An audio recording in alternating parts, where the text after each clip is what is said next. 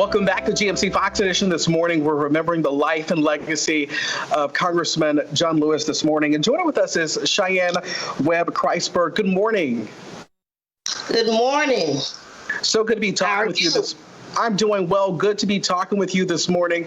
You have a special connection to Congressman John Lewis. You were part of the Selma to Montgomery March on Bloody Sunday back in March 1965. First, before we talk about that experience, how do you think John Lewis will be remembered?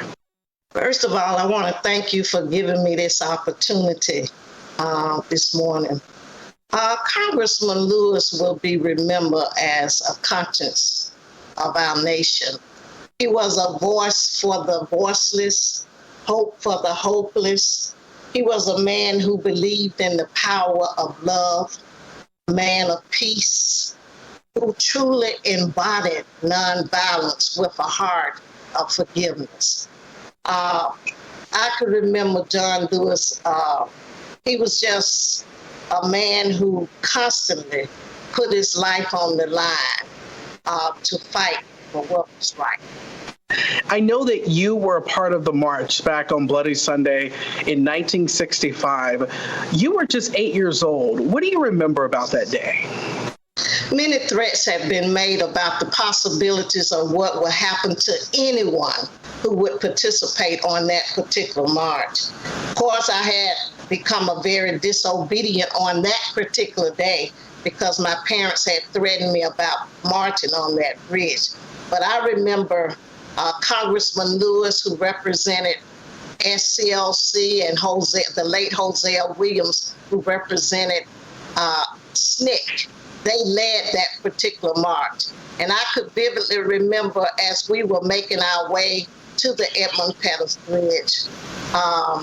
Once we got to the bridge, the leaders of that march were asked to turn all of the marchers around.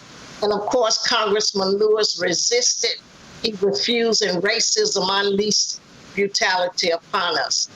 People were being beaten down to the ground as if they weren't human beings. Tear gas had begun to burst in the air, and people had begun to run for their lives. And I remember John Lewis being beaten badly, and he could have easily died. And later I would find out that he was hospitalized. But he was that leader who led us on that particular day.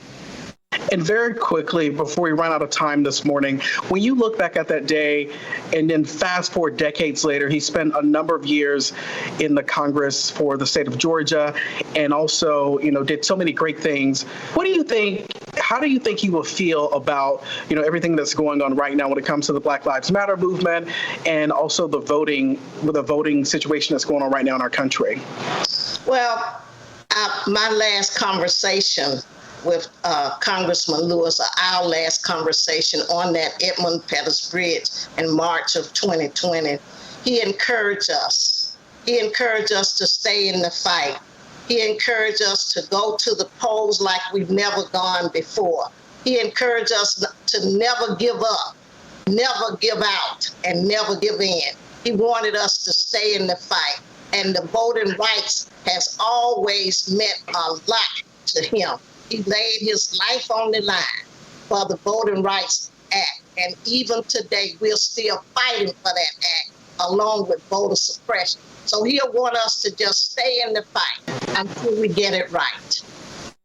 Cheyenne Webb-Kreisberg, our guest this morning, thank you so much for your reflections on the life and legacy of Congressman John Lewis. We really appreciate you talking with us this morning.